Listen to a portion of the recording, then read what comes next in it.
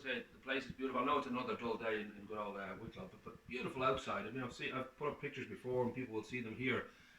Before we get into how this all came about, we'll take a walk around. But the building itself, we're talking about the 1870s. This has been in use as Not the building itself here, but this farm here, and what Right. it was a my grandfather and great grandfathers were coopers and wheelwrights and joiners, and they had a joiner shop down here, and just out where the apple trees are, and then with a detached house on the road here, and then the road was wide, and the council took that out in the kind of early middle 60s, and then my parents and my father took this place on after my grandfather died, and he built all this and built the house, and so this then became the sawmill, joinery shop. Upstairs was the offices, and part of down here was the office as well. So this building is actually from the 60s. Okay. But we've been here for I think the 1870s and before.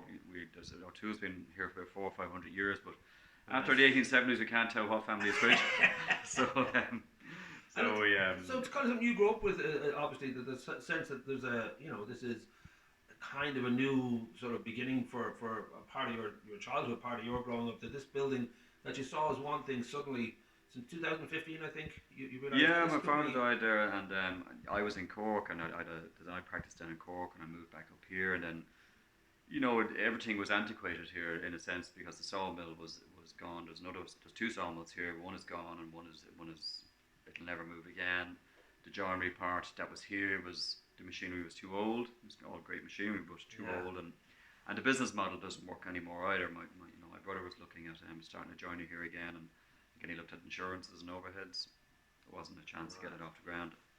So the idea was to look at it, the whole thing afresh, give it a good shake, and say, right, how can we do something that's going to last for at least 20 or 30 years? It's not going to, we could do storage here, or let out the workshop as a thing in its own, but I wanted to do a bit more than that. I wanted to create something, and like I have my practice here in the studio, and I wanted other people around me doing the same thing, and I get a bit of a mix going on, and I'm used to living in a city, so I said, well, how do I get that kind of mix that I was used to in the city, and how do I bring people together to collaborate or have a bit of crack or enjoy working in a place together?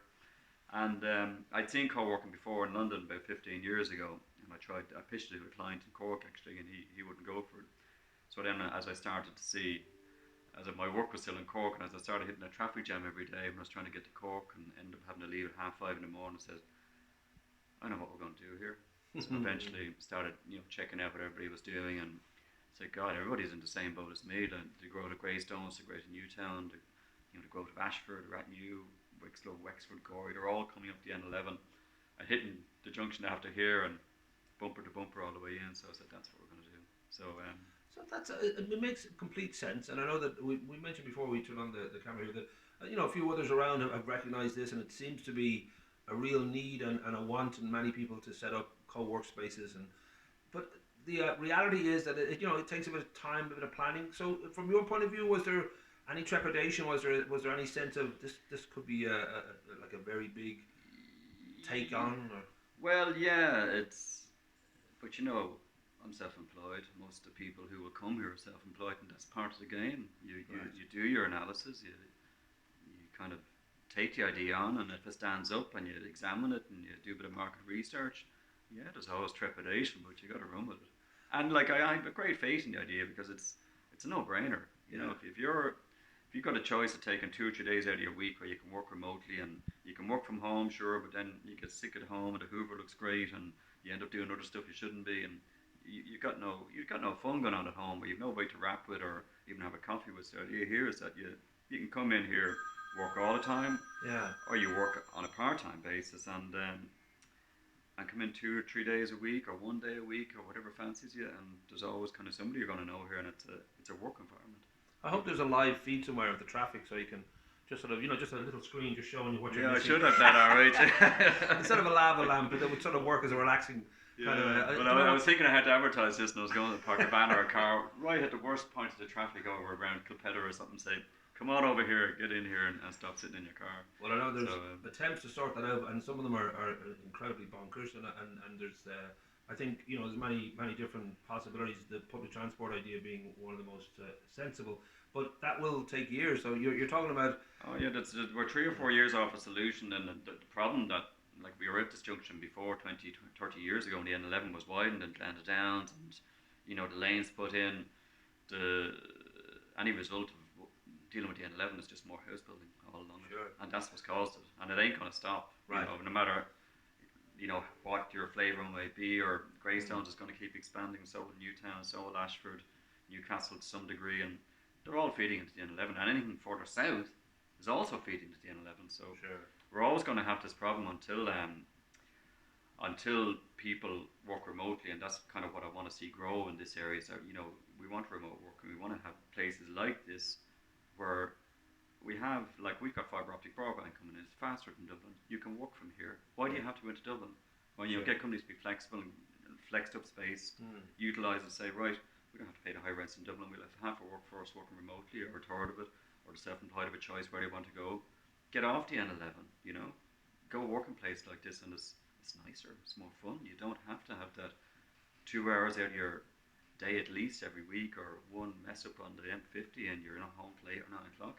Sure. So that has to start changing like that, and I wish the N11 proposals, because I went to see them, would be a bit broader in how they would also create infrastructure rather than just roads and all that. How do they create social infrastructure and community infrastructure, work infrastructure like this?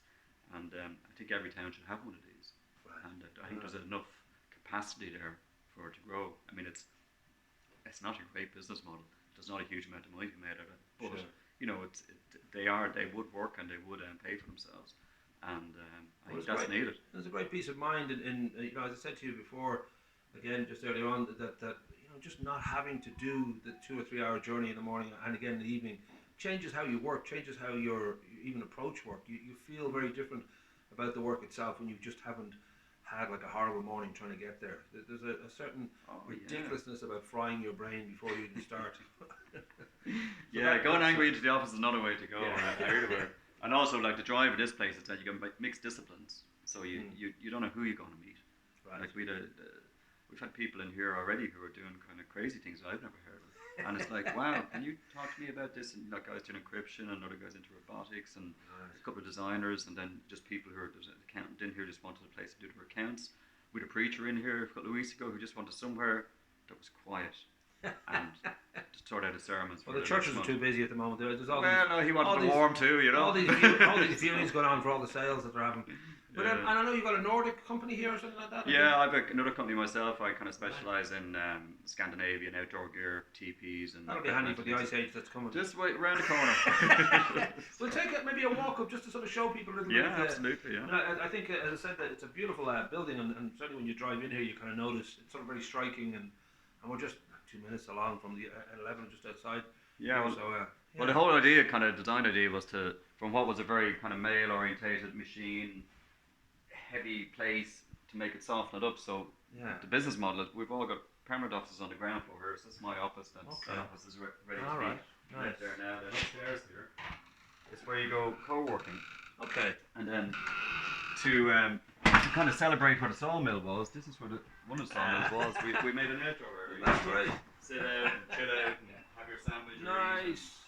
No Barbie going on, or here on Friday, and there you go. So that's and all the wood, of course, is from the sawmill. It was all saw, and some of it I cut myself. I've been lucky enough to go over to places like Pixar in San Francisco, and that sort of role model, the blueprint of just having a kind of a play area as well as a work area, and generally like a social gathering as much as a place to kind of get ideas together, and it's very conducive to the ideas when you're actually enjoying being together where you are. I think it's very important because you have to. There's a certain way of working and a certain way of being able to just get out of your space, and like the breakout spaces a lot of companies have now, just to totally different zones so your brain can relax for a while, especially when you're working on screens all day. It's not it's not conducive to the layout here. We put the windows in these positions so that if you look up, your perspective can be 20 or 30 miles long. Nice. So you can you can have nice views, you can work, you can let your eyes relax, and we've been fairly generous with the space as well. A lot of co-working spaces we looked at, we're kind of very hemmed in and crammed in with long desks, and you're working beside each other. But here you've got individual desks, and it's the kind of airplane thing. The more seats, the more money you're going to make. Bit like that, and we kind of said, well, no, look, we're owner occupiers here. We've done a lot of it ourselves, and we want a good atmosphere, and we'll make a few bob, but we want a nice place. We want people to come, stay, come back again, and spread the word, and then hopefully, we'll have a nice steady business. So that's the co-working area you can see there. Deadly. And we're kind of just, it's relatively finished. We just got to finish the decor. We've got some big saw blades to go in and all that kind of stuff. And if you can't make up your mind over an idea, then it's the axis, right? Pretty much, yeah. If there's any dispute, I got the lower one. There you go. So there's the obligatory photocopier, and this is our meeting room here. So, of course, like you said, like with the 1 gigabyte, and your broadband is better than.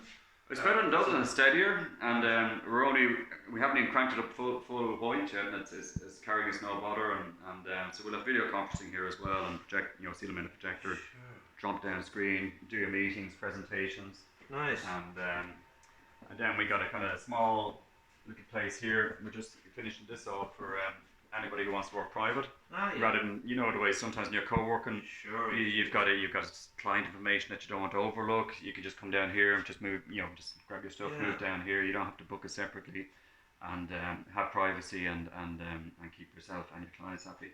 And then this is a kind of a playroom for 2 or 3 companies to get together, or one company who just want to work together for about a week. We're going to do all the desks all around it, so 3 or 4 people can cram for a week, a day. Meetings, if somebody's got partners down in Cork or the West and they want to meet somewhere, you can meet here. And we also have deals with the local food makers, about Fishers and Bunters. If you want food, we can bring it over here, or we can do stuff for you here ourselves. And so we're kind of trying to get not just Wicklow, but anybody who wants to come in and work here for a while can. And then we've deals with some of the the local people who have B&Bs or the hotel to stay here and work out of here as well. Ah, nice. So and that idea then, I guess, is that it could be. The people who are kind of coming here can be weeks, can be months, depending on what sort of work they happen to be. That's the idea. Like the way we see it working is that there's going to be probably about 60% are going to be permanent in one form or another. That they'll sign up for a 6-month desk. They'll take membership and they'll say, well, yeah, we want to work here. And then if demand grows as well, they're going to need membership, because I think this is going to work. So they have a secure. If you have membership, it's your desk. That's it. Nobody else gets to use it, and that's that. And then with the floating desk, you kind of get whatever's not there. And we want to build that kind of permanency, because we want to build community. Like, one of the things, I do a lot of work in the village in Newtown and around, and we're trying to hang on to our community because it's expanding so fast. We're trying to find ways of get to know Joe or John or whoever moves in, and the kids. You have to school where you meet, all right, but we need to grow our community again and get to know each other again. Of course, the way we live now, that we're sort of isolated with people feel social media, that's their social life, as opposed to actually meeting. It's not enough, and it's not. And from a business sense, it's not as well. If you're in business, you need to be out meeting people and making contacts, and that's what this place is about. But also for other people to meet and get to know. Oh, you live down there. Oh gosh, sure, I'm only around the corner. We had that actually. There was 2 people from Delgany who didn't know each other, and they're living on the same street right in here. It's funny, Where do you live? Oh yeah. Now we should just finish by asking. Now we'll head back down this way now. I was trying to figure Hub 13. Hub is obviously quite a the 13. Where does that come from? Just Junction 13. Oh, there you go. Make your own look. There you go. That's what it's about, and it's we want to locate it on the N11 because it's the most obvious thing. Nobody knows. This is Kiltimon. It's not a town, so Junction 13 is the easy way to locate it. Yeah. And short There's a nice and ring to it. Yeah. And I also noticed that your company has fitted out many fine drinking establishments in Cork and Dublin. Yes, indeed. I couldn't see the bar here. Where is there a bar? We got the cellar down below with the wine at the moment. Just stocking that. So if anybody wants to add some stock down there, we actually have one of the pits for one of the sauces where we keep the wine, because it's a big pit and we hold the wine down there. Right. So it's nicely chilled when we have an event. Like we had an event last night. Kira Bouget was doing a nutrition night here last night, so we got events going on at night as well, and we want to get that kind of thing going on. Then we want to get Pizza Friday going, so once a month we'll have Pizza Friday, but that's the idea, and that's the place. Well done. I just think, as I said, it's something that I've certainly had conversations with people, and I know that others have tried, and to get various different Good Andrea and Matt Wilson, people like that have certainly seen the need for it, and it's great to see one up and running, because it just shows you that it can be done, and also. It's just such an obvious kind of fix if you are in that position where most people are at this stage. facing into traffic every day, and really all you need is your desk and just be able to get to work. Oh yeah, an Yeah, awful lot of people, that is all they need. You know, they mightn't be able to do it every day of the week, but you know, you can do 2 or 3 days a week. You have a laptop, you have a fast connection. You know, you can use Wi-Fi. There's dedicated connections. Your own firewall will protect you with your companies.